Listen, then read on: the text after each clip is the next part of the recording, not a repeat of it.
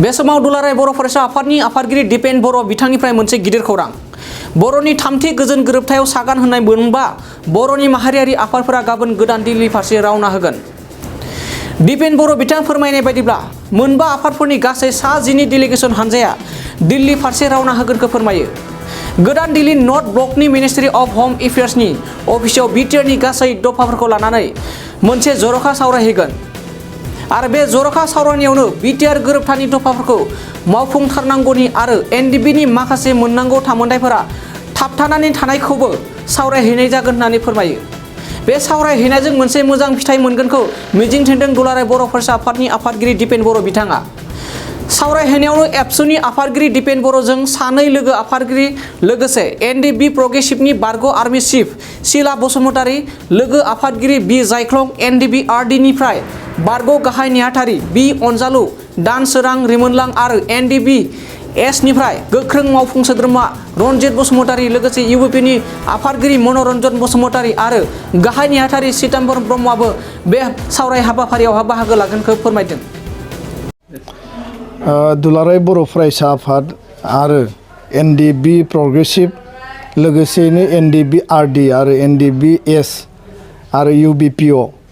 बे मोनबा आफादनि जिखिनि दैदेनगिरिफोर दङ 12 मोनसे डेलिगेसन टीमा गाबोन गोदान दिल्लीयाव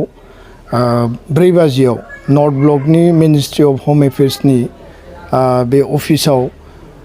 बिटिआर सुक्तिनि गासै दफाफोरखौ लानानै नर्थ इस्टनि डिभिजननि मिनिस्ट्रि अफ होम एफेयार्सनि एडिशनेल सेक्रेटारि पियुष गोयल आरो लोगोसे एडभाइजार टु नर्थ इस्ट एके मिश्र बिथाङा इन्टारलकिउटरबो एनएसिएन आरो आल्फानि बिथांजों जोंहा स्पेशल मोनसे टक दङ आरो बे जाहैबाय जे 2020 मायथाइनि 27 जानुवारियाव जि बिटिआर बर' गोजोन गोरोबथा जादोंमोन बे गोजोन गोरोबथानि गासै दफाफोरखौ मावफुंनायनि सायाव आरो एनडिबि रिलेटेड जिखिनि दाबो पेन्डिं जानानै दङ केसनि बाथ्रायानो होन मार्टियार फेमिलिनो एक्सग्रेसिया होनायनि बाथ्रा, जेलाव थानाय जोंनि दैदेनगिरिफोरखौ बायजोआव लाबोनायनि बाथ्रा आरो लोगोसे रिक्रुटमेन्ट बर' युथनि बेजों लोगोसे बाउन्डारि एक्सटेनसन आरो गुबुन गुबुन जिखिनि इस्युसफोर दङ बे इस्युसफोरखौ लानानै जोङो गाबोन सावरायगोन। मिजिंथिदों गाबोननि सावरायनाया खोब फ्रुटफुल जागोन, खारन 2.5 बोसोर जाबाय सुक्ति जानाया। 2.5 बोसोरनि उनाव बे गिबि खेबनि थाखाय जोङो मोनसे जइन्ट इनिसिएटिभआव गासै सिगनेटरि अर्गेनाइजेसनफोरखौ लाफानानै जों जयै सावरायगोन आरो बेयाव जोङो खोब माने आसाबादि जों मोजां फिथाइ मोननो हागोन होननानै जोङो आसा खालामदों। सावरायनायाव सोर सोर बाहागो लानानै सावरायनायाव दुलाराय बर' फरायसा आफादनिफ्राय आंजों लोगोसे जोंनि लोगो आफादगिरि खोरोमदाव औवारि आरो सासे लोगो आफादगिरि रोमदोन बसुमतारी, एनडिबि प्रग्रेसिभनि मोनसे समनि आर्मि चिफ शीला आरो लोगो भाइस प्रेसिडेन्ट बि जायख्लं आरो लोगोसेनो एनडिबि आरडिनिफ्राय बिथांमोननि बारग' गाहाय नेहाथारि बि अनजालु आरो दानसोरां, लोगोसेनो रिमोनलां बिथांमोना 3 बाहागो लागोन आरो एनडिबि एसनिफ्राय फेरेंगा माने रनजित बसुमतारी बिथाङा बाहागो लागोन। लोगोसेनो इउबिपिअनि 2 आफादगिरि मनरन्जन बसुमतारी, गाहाय नेहाथारि पिताम्बर ब्रह्म, जों गासैबो सिगनेटरि अर्गेनाइजेसननि टीमा जोङो होम मिनिस्ट्रिनि अफिसियेलफोरजों गुवारै आरो गोथौयै सावरायगोन आरो उइदिन माने टाइम फ्रेमनि गेजेराव जाहाथे लेटार इन स्पिरिट बर' गोजोन गोरोबथानि गासै दफाफोरा जाहाथे मावफुंजायो बे बाथ्राखौनो लानानै जों इनसिस्ट खालामगोन आरो बेयाव गुबै बाथ्राया बेनो जे बाउन्डारि एक्सटेनसन जानांगौ, कार्बि आंलंनि एसटि प्लेननि इस्युखौ गोख्रैनो मावफुंनानै होनांगौ, आर्टिकेल 280 डाइरेक्ट फाइनेन्सनि बाथ्रा दङमोन, बेजों लोगोसे फरेस्ट राइट एक्टआव हा लेन्ड पाट्टा होनाय, लोगोसेयैनो बेयाव एनडिबिनि जिखिनि दङ गासै जिखिनि भुटानावबो दाबो दङ होननानै जों मिथियो, जेलावबो दङ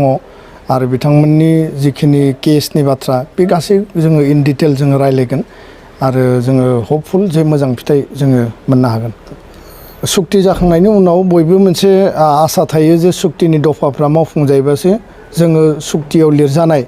बा गोलाव सम शहीद आरो संग्रामनि बिनिमयाव मोननाय दफाफोरनि थारैनो बे दफाफोरजों जौगानाय आरो जोंनि अधिकारफ्रा माने बांगोन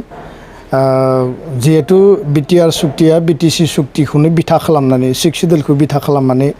मर माने एरिया एक्सटेनसन आरो मर पावार एनहेन्समेन्ट बेयाव क्लियारलि लिरनाय दङ दा बेखायनो बे दफाफोरखौ खम समनि गेजेराव मावफुंनो हायोब्ला जोङो बांसिन गोहो आरो जोंनि एरियाखौ जों बारायनानै जों खुंथायनि गोहोखौ मोनगोन गोजोनथाव खौरां नोंथांनि रोंगौथिखौ दिन्थिनो थाखाय फैगासिनो गोदान खाबु बड'लेण्ड गट टेलेन्ट गोजौसिन जौसाङाव दिन्थिनायनि खाबु बिटिआरआव बड'लेण्ड गट टेलेन्ट सिजन 2आ फिन सौफैगासिनो नोंथांनो गोदान खाबु लाना जाय जौसाङाव नोंथाङा गावनि गुनगोनां रोंगौथिखौ दिन्थिनो हागोन जानो गोनां बड'लेण्ड गट टेलेन्ट सिजन 2 निनो अडिशननि अक्ट'खौबो थि खालामनानै होखानाय जाबाय फारि बायदियै फैगौ 25 जुलाइ दाननिफ्राय लानानै 2 आगस्त खालारसिम मख'नाय जायगाफोराव लानाय जागोन मख'जाथावदि अडिशन रेजिस्ट्रेशननि खालामनो थाखाय